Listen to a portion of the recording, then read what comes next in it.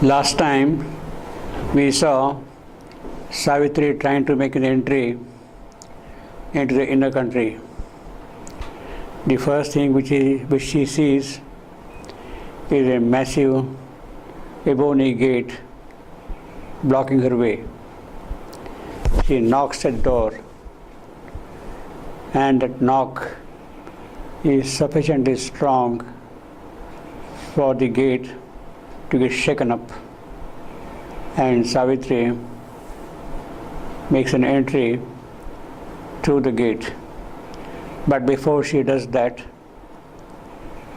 she is told to get out, to go back. There are guardian powers there guarding the cave, and Savitri cannot just walk into it. So she was told, "Back, creature of earth, lest tortured and torn thou die." That is a place where the creature of the earth cannot enter in. Creature of the earth, in other words, the mortal. Savitri belongs to the mortal world at the moment, and she cannot crash her way through the gate. And therefore she is told very firmly, very strongly, to get back. Back, creature of earth, lest tortured and torn thou die. That will be the fate. Now, this is something important also, significant also, in the sense that it is Savitri who is meeting this challenge of crashing to the gate and walking through it. The guardian powers are challenging Savitri. They are throwing her back. Perhaps to a certain extent, on a much smaller scale, perhaps on a little scale, in a small manner, these things also do happen to we ordinary people. If we try to make an entry into the inner country, we might also face the same situation. But in the case of Savitri, it is the most formidable challenge she is meeting, because her knock on the gate could shake the gate. I don't think we have enough strength in our knock to make the gate move. Even if at all it moves, we might get afraid and come back. We might get scared of the whole thing and come back. It is only an exceptional yogi, only a great occultist who has absolutely no fear of any kind in him, who can crash the gate and get into the inner countries. Now, this is again kind of natural for it to happen in the case of Savitri. Savitri is getting to in the inner country on a cosmic scale, not an individual scale, on an individual level like we. Savitri's problem, Savitri's issue, Savitri's concern is for the cosmic working, and therefore all the cosmic agencies, good and bad, they come across her way, and therefore she has to meet these cosmic powers standing behind the gate. It is a cosmic gate shutting the soul from the human for Savitri on a cosmic scale, you see. Therefore, there is a kind of a fierceness in the whole approach, and Savitri is told very harshly, very bluntly, that if she should dare to get into this place, enter into this country, she will be torn to pieces and she would die. Now, Savitri is of course not afraid of it. She has already in her the inner strength to meet this challenge. Perhaps in a certain sense, this is a much smaller challenge for her. The greatest challenge she is going to meet later on in the person of death. So therefore, the small little vital creatures would not really perturb her at all. She would not get scared of them at all. They tell her to get back. Savitri is not going to return from that. And the poet is now describing the whole scene, the occult scene, where all these powers are standing in the face of Savitri. She has to meet them and deal with them.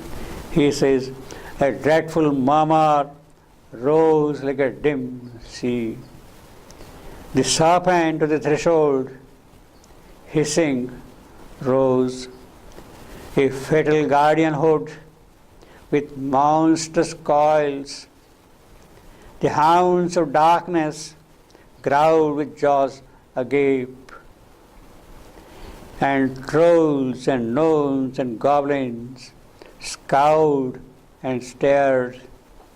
And wild beasts roaring thrilled the blood with fear, and Minas muttered in a dangerous tongue. So every kind of hostile creature is present there in the subconscious cave for Savitri. Perhaps we will not meet all of them. If at all we make an entry, maybe small creatures, and if we dare, then perhaps we might face them also. But Savitri is at once meeting all of them. The hounds of darkness, the serpent hissing at the sill of the entrance, trolls, gnomes, goblins, all the little mischievous creatures, wicked creatures, they are present there. And wild beasts and menace, all of them are standing in front of her. They are blocking her entry into the inner country. Now, this is a deep occult picture, and Savitri was fully prepared to face these powers. This is very pertinent in the context of the occultism the mother was practicing with Theo in Algeria a little more than 100 years ago, 105, 106, 1905, 1906, around that time. She was absolutely fearless, and she could deal with these subconscious vital beings, very hostile, very fierce, and get her job done there, even there. In fact, the mother was so fearless that she could go out of her body, body after body, 12 times, and yet be above them. Totally detached from everything. She had that courage, and therefore this might not have been very new to her at all. In fact, it looks as though the yogi poet is describing those particular experiences and practices the mother was having with Theo in Algeria. So it certainly has a biographical note in it. This passage, this reference to the mother is very clear. Well, Savitri is meeting these powers. She has to meet them. She cannot escape them. She has to meet them. Because she wants to go deeper into the soul and find out her true soul. The question would arise, if the mother met these powers in the occult world, did in a corresponding manner Sri Aurobindo also met such powers, such agents in his yogic sadhana, yogic pursuit. Of course, Sri Aurobindo would not write these things in Savitri unless he has experienced them. Unless he has experienced them, unless he has seen these things himself. It is not on the basis of a report given to him by the mother that he would write these lines. Of course, that report is there also. It has a validity, but unless he has direct personal contact with these powers, he would not write these things at all, you see. Now, in what manner he might have met these powers, that we do not know. It has not been described in his Savitri. He has not described it. In fact, a clear distinction must be made between the yoga of Savitri, between the yoga of the mother, and the yoga of Ashwapati, the yoga of Sri Aurobindo, in the sense that while one is in his character occult tantric, the other one is spiritual Vedantic Adhyatmic. Sri Aurobindo's yoga is more of the nature of Adhyatmic spiritual type than the occult type. In his case, it is climbing up the slopes of heaven, what Rishi Vamadeva says, the ascending slopes of heaven. That is the path, the Vedantic path, the Vedic path, followed by Sri Aurobindo. In the case of the mother, it is a tantric yoga, going deeper and deeper into the nature of things. The concern is the nature, not the Atman, the self, but Prakriti. That is the concern, where things had to be done, where the action takes place. So therefore, there is a distinction between the yoga of Sri Aurobindo and the yoga of the mother. For us, which yoga to follow? Perhaps we have to find out for ourselves the path which is suitable to our soul's nature, corresponding to the svabhava of our soul. It is not a unique thing for everybody, for every individual. In any case, the safest path, safest way for all of us is the psychic way. Open to the psychic and let the psychic do the work. Let the psychic guide you all along. It is the surest guide, the infallible guide. It will not mislead you at all. It has the power to put you directly in contact with the divine. So if the psychic is fully open, then our path becomes safe. Perhaps in that case, we don't have to meet these creatures, goblins and gnomes and trolls and all that, these beasts. Once the psychic has come forward, opened itself to the higher power, then we are safe. Every moment the needed protection is given to us, and we don't have any fear then at all. You see, that is the path which we as individuals could follow. Now again, it depends upon the individual. While the psychic path is being followed, it is also necessary for us to take care, to some extent at least, our lower nature. Purification of our being is important, and the formula which is given to us, so to say, formula given to us is by Sri Aurobindo himself: aspiration, rejection, and surrender. Surrender to the divine power. Reject all that opposes the spiritual progress. Aspire, keep the inner flame constantly burning. So once we are on that path, perhaps these details may not be directly of concern to us. If they are there on our path, they are taken care of by somebody else for us. We are not worried about that. Savitri also, in a certain sense, is being taken care of by somebody else, by her Supreme Self, but she has to deal these things because she has to deal with the problems of nature herself here in the human state. That is why she has to deal with all these things. Now, these lines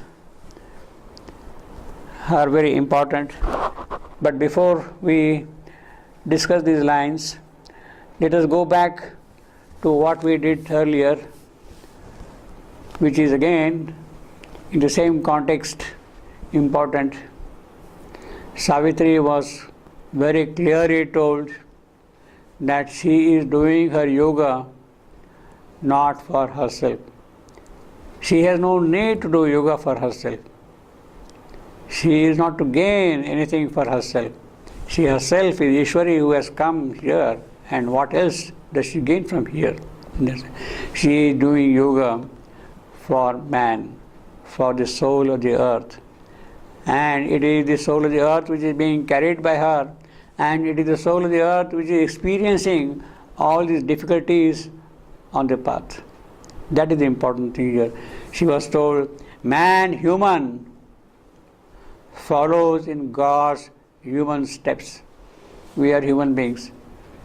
If God comes down here and walks in human steps, then there is a chance, there is a possibility that we can also walk on His steps.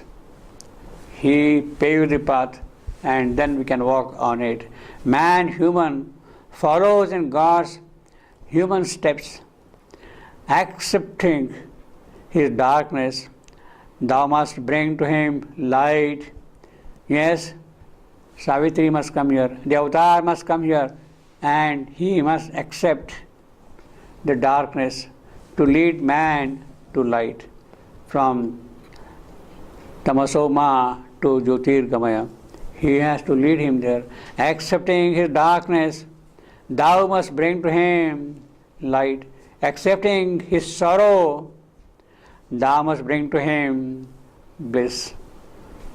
Savitri has to accept the full human condition, the full plight of mortality.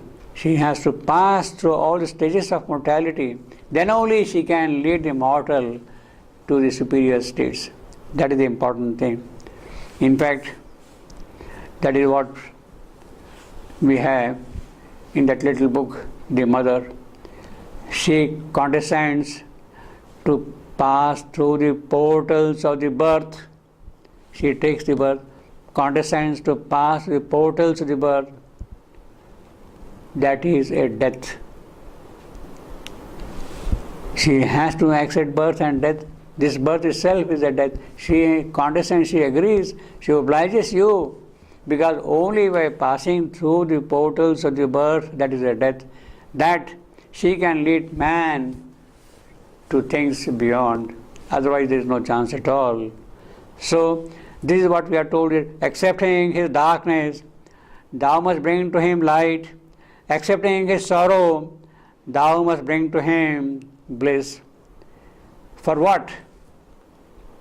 In matter's body, even in the physical, gross physical, find thy heaven-born soul. Your soul is heaven-born. You have to discover that thing in the physical body. The physical is not an empty shell. It has its own powers and potentialities and prospects, and they have to open out themselves to the higher working. If that has to happen, you must first discover your soul and let it work in the physical body itself. So this is what we have here. Now the mother was asked, let us read something what she has said in a very similar context. She was asked, does the mother come down here and suffer the way we suffer?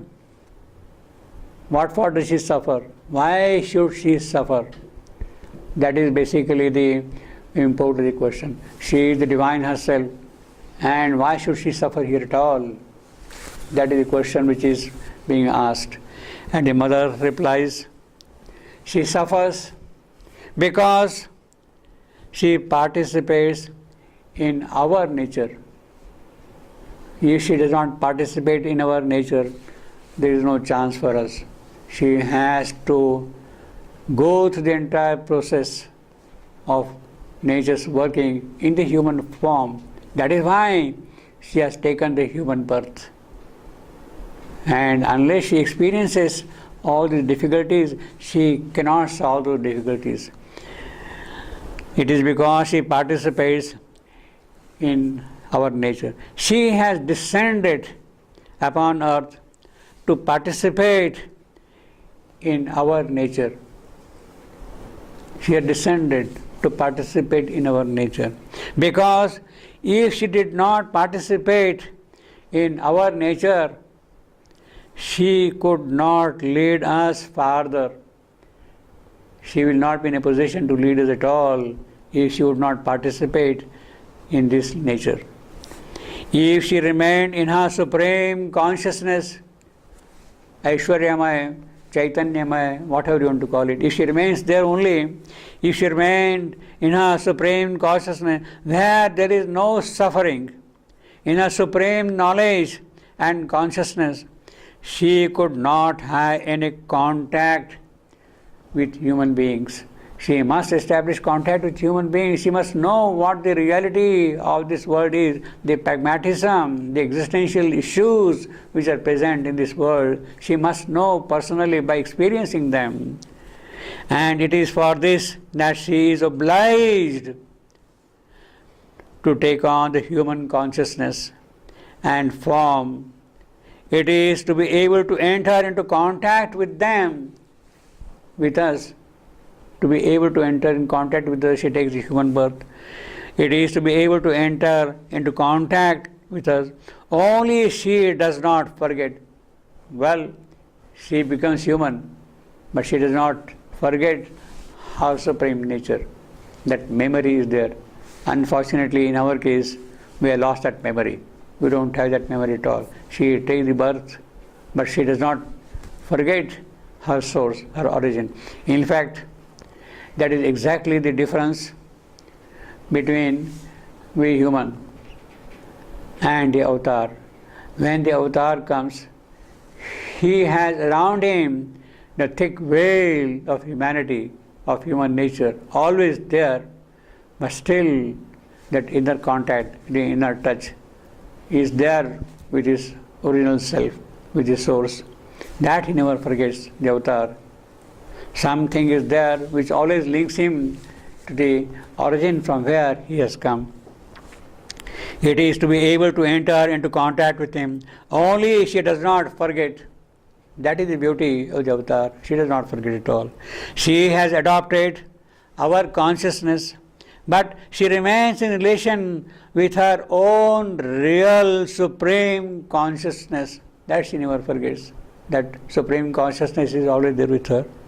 And thus, by joining the two, the human and the supreme, by joining the two, she can make those who are in that other consciousness progress. Those who are willing to do, those who have come out of their ordinary nature, she is there to lead. It is not that everybody, the whole mass will go along with her. Those who are open to her in that sense, it is them to whom she leads. By joining the two, she can make those who are in that other consciousness progress. But if she did not adopt their consciousness, if she did not suffer with their sorrow, she could not help them. How can she help? She has to pass the portals of the birth, that is the death. She must experience these things. Hers is not a suffering of ignorance. That is our pity. Ours is a suffering of ignorance.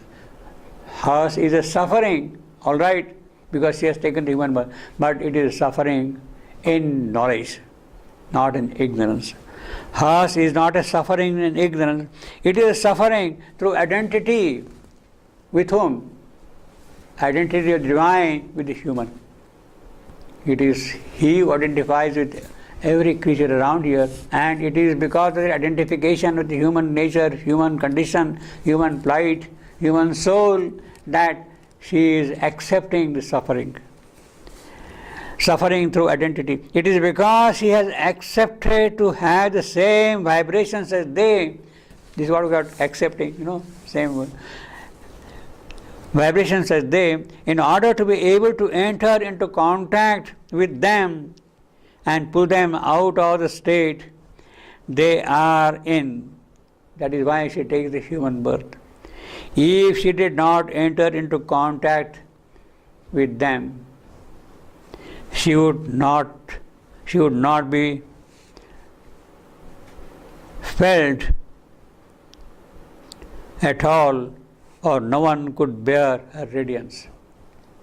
Unless she participates in us, we will not be able to feel her radiance at all. This has been said in all kinds of forms, all kinds of religions, and they have spoken very often of the divine sacrifice. That is the sacrifice she has made, the Holocaust of the Supreme. He sacrifices all his royalty, all his majesty, all his Aishwarya, all his Vaibhava. He sacrifices them and takes an ordinary human birth. It is because of that sacrifice there is a possibility of now man following in those divine steps and march on a spiritual progress. But from a certain point of view, it is true. It is a voluntary sacrifice. She has taken the sacrifice for the soul of the earth. Now, basically, the point is, unless the divine does the sacrifice,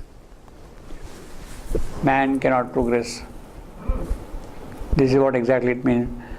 Accepting darkness, that is a sacrifice. She has to accept darkness. She has to accept sorrow. Then only there is a possibility of progress. Now, the avatar sacrifice,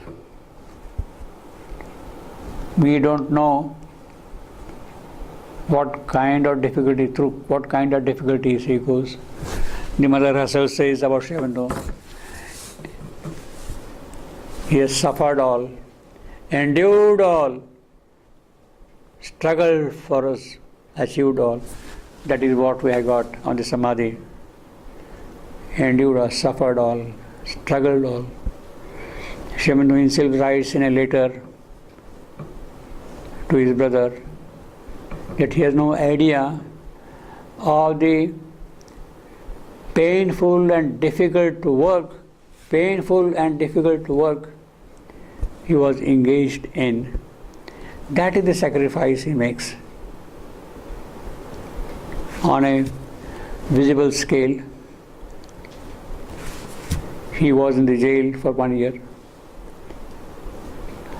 He must have definitely suffered physically, in an outward manner. But what was really happening within, we had no idea. The only hints which we get are he started having in the jail itself some kind of exceptional experiences. It was in the jail he had the experience of the dynamic Brahman, the active Brahman, Vasudeva everywhere. That is the experience he gets in the jail. We of course know, in a certain sense, Rama, the avatar, had to go to the forest. He was driven out, so to say, for 14 years. That is a human suffering, certainly. We don't know to what real stages he must have gone. We don't know at all.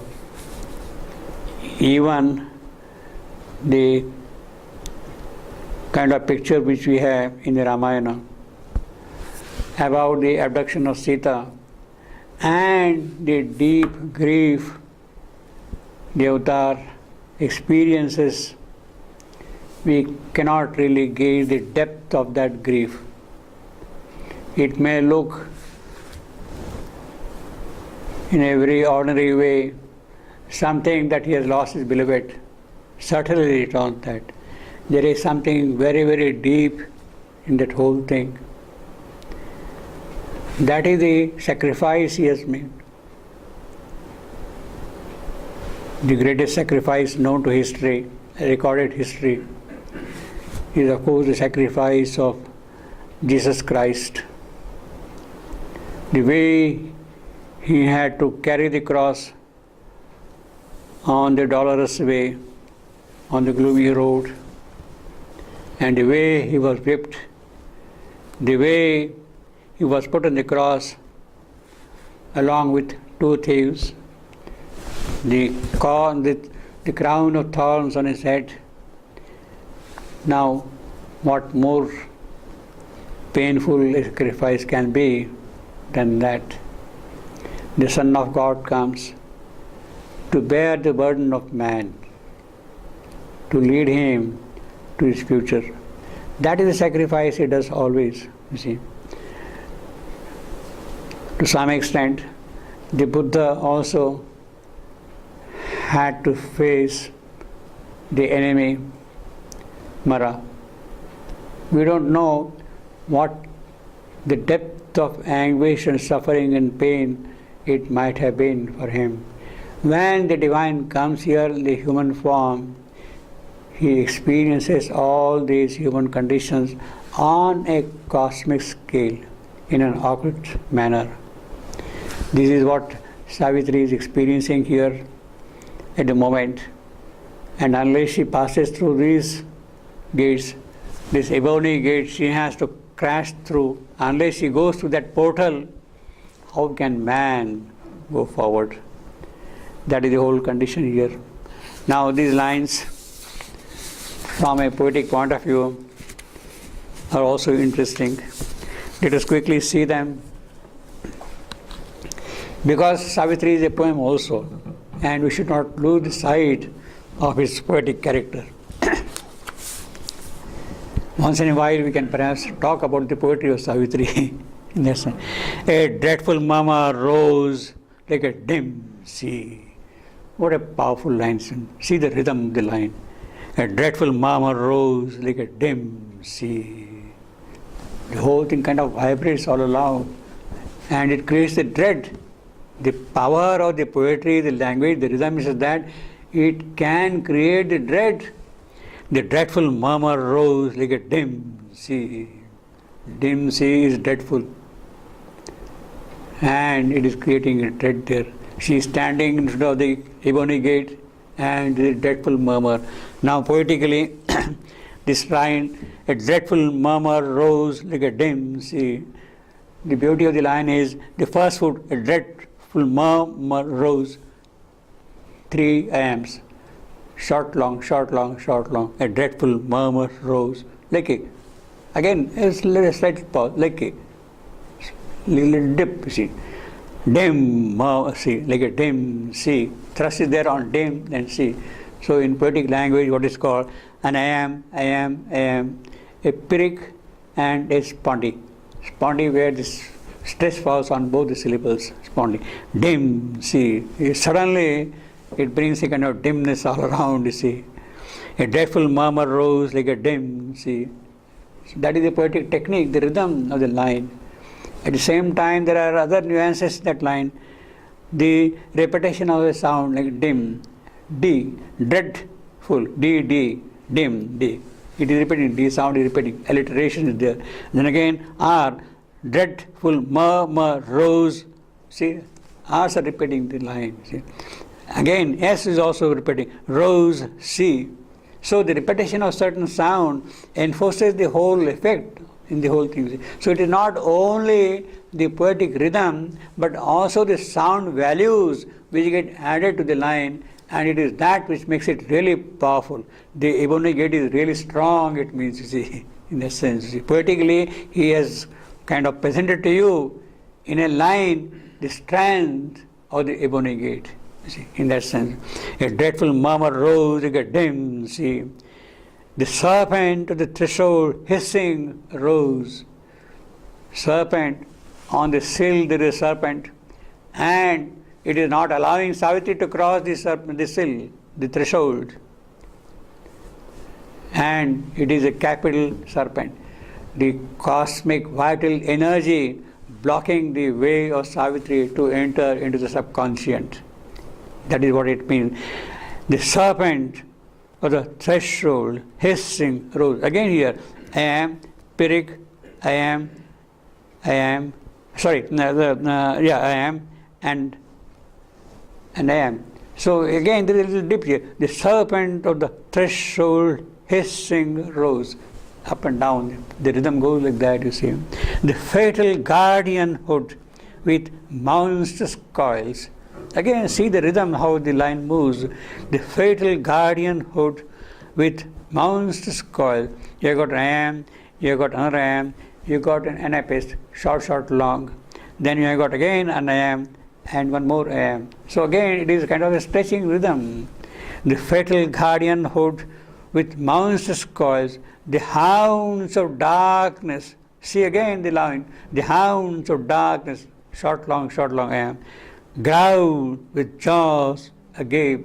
All the 5 feet here are I am. The hounds of darkness growl with jaws agape. See, it goes up and like that, you see. The hounds of darkness growl with jaws agape. Now, the beauty of Savitri's poetry is that basically the whole of Savitri is an iambic pentameter, 5 feet in each line, and essentially the iambic foot. Now, had he made all the lines like that, like the hounds of darkness growled with jaws agape, it would have become very monotonous. T-tum, T-tum, T-tum, T-tum, T-tum. It goes on line after line like that, you get tired of it, you see. But the variation in the feet, long, short, short, long, various meters, spond is coming, sometimes pyrrhic is coming, sometimes stroke is coming like that, make the whole poetry also very powerful, very rhythmic, very plastic, very smooth, flowing easily. The trolls and gnomes and goblins scowled and stared. See these 2 lines? The hounds of darkness growled with jaws agape. The trolls and gnomes and goblins scowled and stared. If I keep on repeating this rhythm, I will get tired of it all the way. But the next line, and wild beasts roaring, thrill the blood with fear. Suddenly I got here a spondy. It removes the monotony of the rhythm completely. And menace muttered in a dangerous tongue. The rhythm keeps on shifting constantly like that. That is the beauty of Savitri's poetry. Now there is, in these 2 lines, something which a purest mind object. These two lines, one after the other. A dreadful murmur rose like a dim sea. All right? A dreadful murmur rose like a dim sea. And the next line, the serpent to the threshold himself, hissing, rose. The dreadful serpent of the threshold, hissing, rose. Now there is an immediate repetition of the verb rose. Hissing rose, murmur rose. Now the repetition of the same verb is technically considered to be a flaw.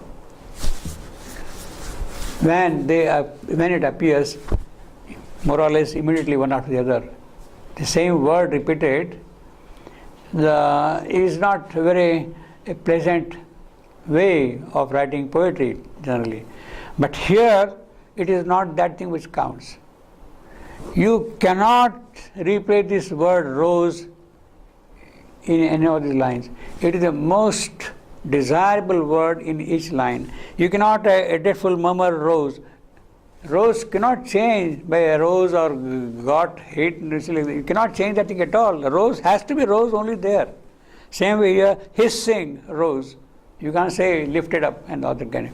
That will not do. The word is important there in the rhythmic flow also. It has the proper place, most inevitable kind of a place, and it cannot be replaced at all.